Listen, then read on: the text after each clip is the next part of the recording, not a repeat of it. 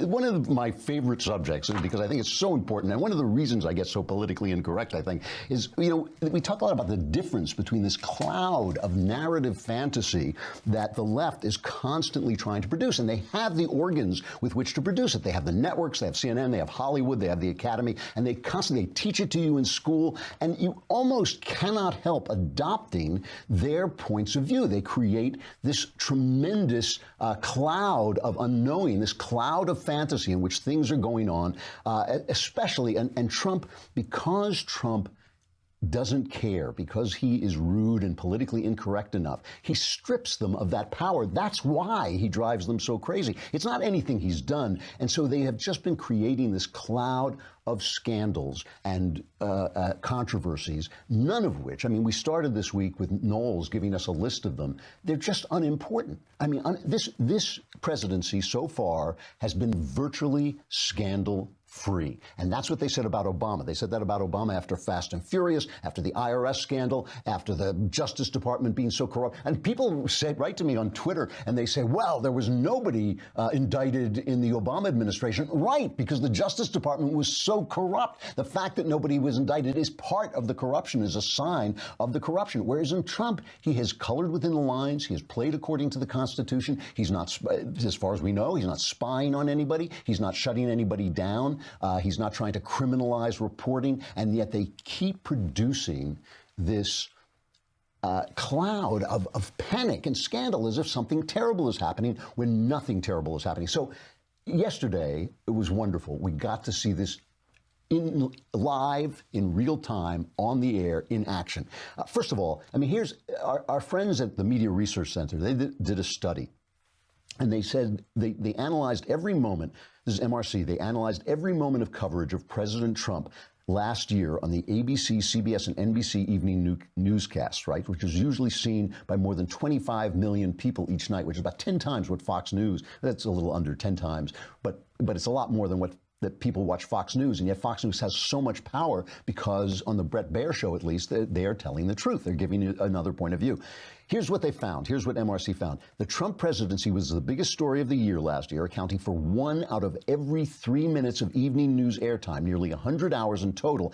And the tone of coverage has been incessantly hostile, especially for a new president in his honeymoon year. 90% of the stories were negative versus just 10% positive, and the percentages don't include neutral statements. 90% of the stories are negative, and that is insane, considering the fact that the economy is doing so great. You know, to his credit, what's his name? Martin Savage at CNN had a focus group, and he invited people, really interesting, he invited people of all different walks of life, all different colors, who the one thing that they had in common is they were Democrats who voted for Trump. And he gathered them together and with seeming shock and wonder, asked them if they were satisfied. Let's play a little bit of this thing, because I want to give you the reality of people's lives, as opposed to this cloud of panic and fake scandal, non-scandal scandals, and this fantastic world that the press is living in. So let's start with a baseline of what is actually happening with the people who actually crossed party lines to vote for Trump. I'm with a pastor, a stay-at-home mom, a student, a machine shop worker, and a union member. Democrats or raised in Democrat families who crossed over to vote Trump. We're 1 year in. How's he doing? Fantastic. Phenomenal. Great. Better than I ever would have dreamt. I mean that sincerely. Really? Oh, yeah. Derek? Yes, I agree. Absolutely. Yes, he's doing wonderful. He's staying on task. We start with a hot-button topic of the moment. How big an issue to all of you is immigration? Huge. Huge. Really? Absolutely. Yeah. In Youngstown, Ohio? Absolutely. And as far as I'm concerned, they're stealing jobs of rightful citizens. It's also about something else Trump voters say is important: rules and respect. I feel like when people come here illegally, that's just very disrespectful. You don't respect our laws, and you shouldn't be able to come here freewheeling like that.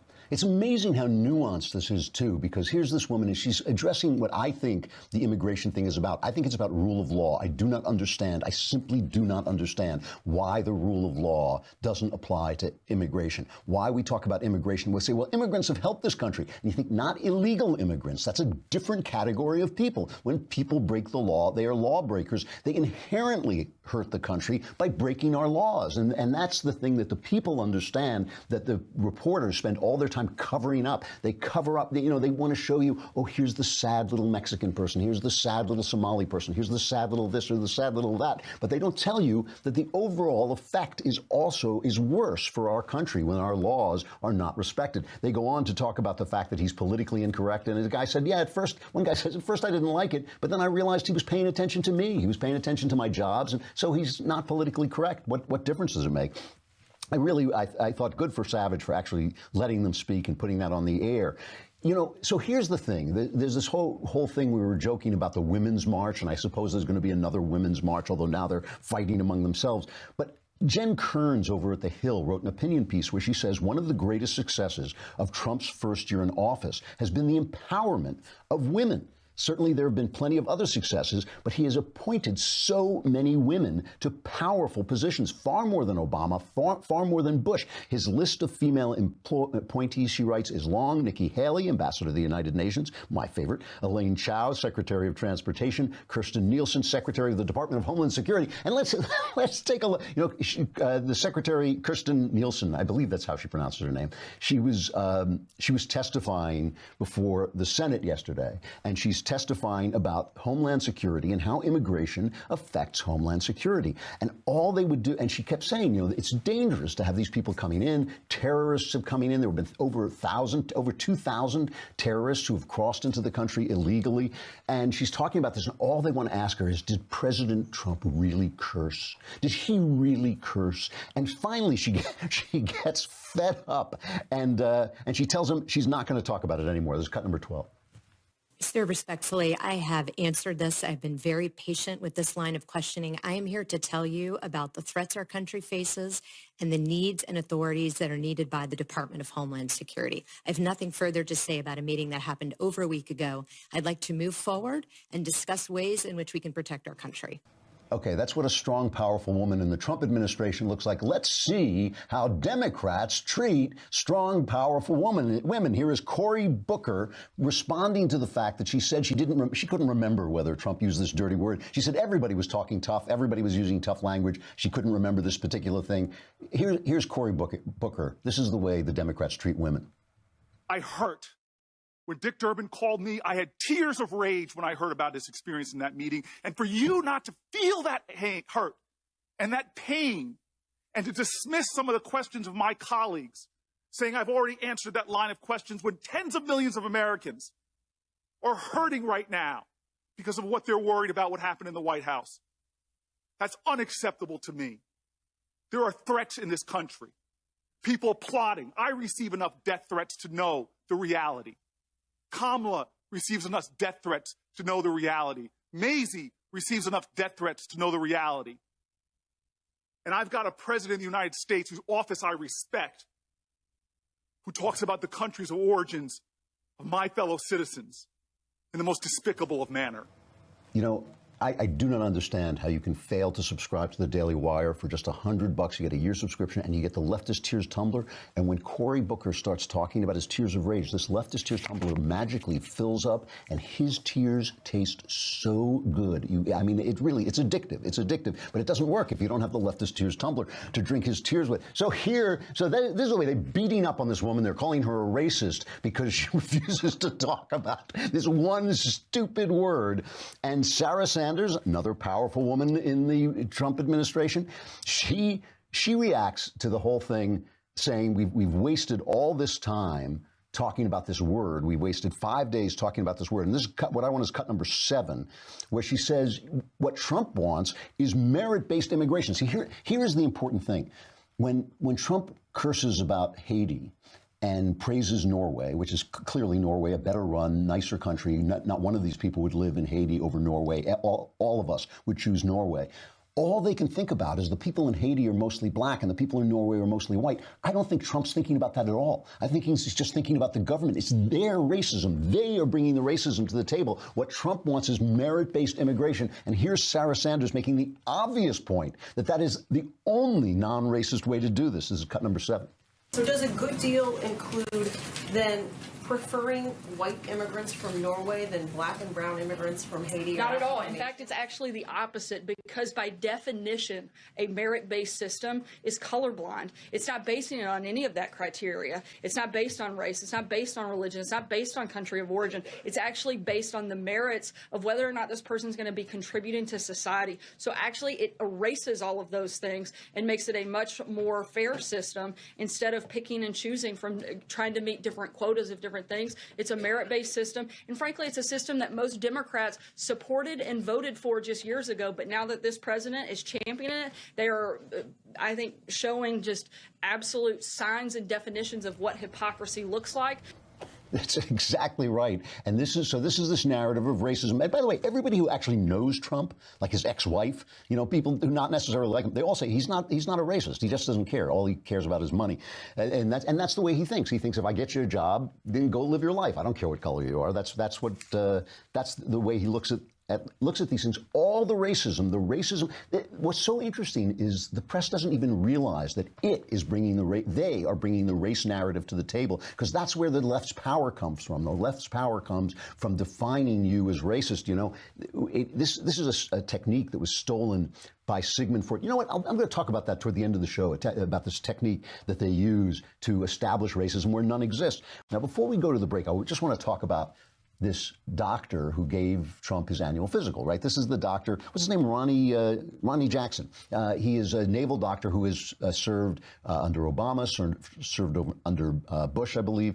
And he's just the trusted physician who does the president, and his job is to tell us whether the president is about to fall over or has some terrible disease. So the media, as part of their hysteria, part of this cloud of fantasy that they're creating around this president who will not do and say what they tell him to do and say. So they're creating this cloud of narrative, this cloud of fantasy. One of the fantasies that they have been selling and selling and selling is that he's nuts. He's got Alzheimer's. He's not functioning properly. They even had some psychiatrist from Yale who said he should be restrained and carried away. And she said, oh, but people might think that's a coup. Yes, because it would be a coup. That was why they would think that. But these are people who know nothing. They have no expertise. Nobody can look at a person from a distance and diagnose his psychological state. Nobody can. So the president, so the guy comes out, and first, let's just talk about the fact that he talks about that he's healthy, and the press couldn't even stand that because the president eats junk food or has eaten junk food. He's obviously overweight, but he's apparently doing great. So the Dr. Jackson comes out. This is cut number 3, and they're are you sure he's not healthy? This is cut number 3. Explain to me how a guy who eats McDonald's and Kentucky Fried Chicken and all those Diet Cokes and who never exercises is in as good a shape as you say he's in. It's called genetics. I don't know. It's some people have just great genes. I told the president that if he had a healthier diet over the last 20 years, he might live to be 200 years old. I don't know. I mean, he has incredible genes. I just assume. I mean, if I didn't watch what I ate, I wouldn't have the cardiac and overall health that he has. So he's very healthy despite those things, and I don't think that he does that anymore. I mean, he's getting to the White House now. He's eating what the chefs are cooking for him now, and they're cooking a much healthier diet for him now. And we're going to continue to work on that and make that even healthier. But I would say the answer to your question is he has incredibly good genes. So here's the guy, the doctor, who is trusted by the nation to take care of the president, right? The most important political guy in the country. Here's the guy. He examined Trump, right? He's got his head up Trump's backside, basically. He's looking at every aspect, and he's telling you this guy is in good shape. But never fear, CNN has their house doctor, Sanjay Gupta, to come on and give a diagnosis from afar. Here's cut 14. This coronary calcium score is a score that a lot of cardiologists use to try and be predictive and be proactive. And if the number gets up over 100, that is concerning to a lot of doctors. It's concerning because you can start to say, well, if you do nothing different, if things don't change, you can start to predict the likelihood of having some sort of heart event, cardiac event, a heart attack or something like that within a certain number of years. Mm-hmm. And you see the trajectory of President Trump's numbers, no doubt, and I think Dr. Jackson alluded to this, because of his diet and because of his lack of exercise, mm-hmm. that would be part of the reason those numbers have likely gone up. And they have continued to go up despite the fact that he's been on medications. Mm-hmm. So the president has heart disease. He diagnoses the president as having heart disease, having never examined him on CNN. You know, this is the old expression, if it ducks like a quack, it's a quack. I mean, the guy is a quack. Maybe I got that wrong, but that guy, what a quack thing to do. And by the way, if you are a white man over 50, as I am, you are more likely to die of heart disease than all cancers combined. So every white male at Trump's age has heart disease. I mean, we all die, and we're probably going to die of that. That's why he takes aspirin. He takes the same stuff I do. He takes a baby aspirin. He takes cholesterol medicine. Amazing. CNN could not even accept the diagnosis. They were going to replace the facts with their narrative, which is what they do for a living. But that didn't make them anywhere half as crazy. Half as crazy is the fact that Trump's not crazy, because at the president's request, Dr. Jackson gave him a cognitive study, too, to make sure he doesn't have Alzheimer's. And listen to why he did it. Many of you may have picked up on the fact that we did do a cognitive assessment as part of the exam. And initially, I had no intention of including a cognitive assessment in this exam because, to be honest with you, per all the guidelines that are out there, it's not indicated at this time. A lot of the guidelines would suggest that you do cognitive screening questions, and that if you have a positive or concerning answer in the screening questions, that then you engage with a cognitive screening tool. So I had no intentions whatsoever of doing that, like I said, because I didn't feel it was clinically indicated. And part of the reason I didn't think it was clinically indicated is because I've spent almost every day in the president's presence since January 2000, or last year, when he got into office. And I've seen him every day. I see him 1, 2, sometimes 3 times a day because of the location of my office. We have conversations about many things. Most don't revolve around medical issues at all. But I've got to know him pretty well. And I had absolutely no concerns about his cognitive ability or his neurological function. So I was not going to do a cognitive exam. I had no intention of doing one. The reason that we did the cognitive assessment is plain and simple because the president asked me to do it. Okay, so Trump, who sleeps like me, he sleeps like 5 hours a night. He watches a lot of cable TV. He knows they're talking about him. So he asked him to do it. He scored a 30 out of 30. His brain is fine. The press, this was like a cognitive test of the press, who scored, I think, a 3 out of 30 because they are out of their ever-loving minds. Here is a montage of them peppering him with questions, begging him to say that Trump is crazy or stupid or dying or something to confirm their narrative. Like, please stop giving us the facts and make our narrative come true. How much weight have you suggested the president lose? Can you assess the president's mental fitness for office? Cholesterol over 220. Do you hope to get it under 200? Are you ruling out things like early onset Alzheimer's? Are you looking at dementia-like symptoms? Did he need to be sedated at all? Or he does have heart disease, is that what you said? The 25th Amendment, a lot of people in the country have been talking about it. Do you believe he is fit for duty? Sometimes it sounds like he has the sniffles when he's talking. Do you have a life expectancy range for him based on his results? Is he limited to 1 scoop of ice cream now? Is there anything you're keeping from us for privacy reasons? Are you confident of his prostate health? I think a waist measurement for the president. His weight, I think he's at 239, right? I think it's just shy of obesity. It's recommended that most baby boomers get screened for hepatitis C. Did you do a hep C test, or has he had one previously? Some of the president's friends have told reporters in the past that they think he's a germaphobe, that he washes his hands obsessively. And have you seen any indication of that type of behavior? Stroke concerns? You just said there were stroke concerns as well? No. So what I love about this is he stayed out there for an hour and answered every question because Trump asked him to. Trump said, just go ahead, answer. I mean, this is the most open presidency. It is the most open, transparent presidency I think we've ever had, certainly in my lifetime. Just go out there and tell him everything. And so they just won't let him go because the facts won't confirm their narrative. I mean, here's the thing. These reporters, I know they think they're good people, and I'm sure they're not bad people in the sense of criminals, but really they are corrupted by their ideology. They're corrupted by the fact that they work for big corporations which love big government, which hate the fact that ordinary people have a say in government. Corporations are not the friend of the little man, even though they are the employers of the little man, even though they provide us with many of our goods and services. The guys who run them seek to shut the little man down. That's what Google is doing now on YouTube. That's what Twitter is doing when it shadow bans conservatives. They want this voice quieted, this voice that says that you are America, not them, that you, not the government, is America. They want it quiet. Ask yourself, when you hear this panic, this scandal, this one controversy after another. Who benefits? Not you. It ain't you who benefits. You benefit when jobs come back because of tax breaks. You benefit when the government is rolled back and they don't show up. Inspectors don't show up at your business and start fining you for every little thing that they find wrong, that's something that Trump is doing. You benefit when the judges pay attention to the Constitution, which limits the powers of government. That's when you benefit. These guys, these power elites who do not want to hear your opinion, who do not care who you want to be president, who do not care what your opinion and life is like at all, they benefit. They benefit when there is this cloud of panic and scandal, and that is why they are generating it all the time.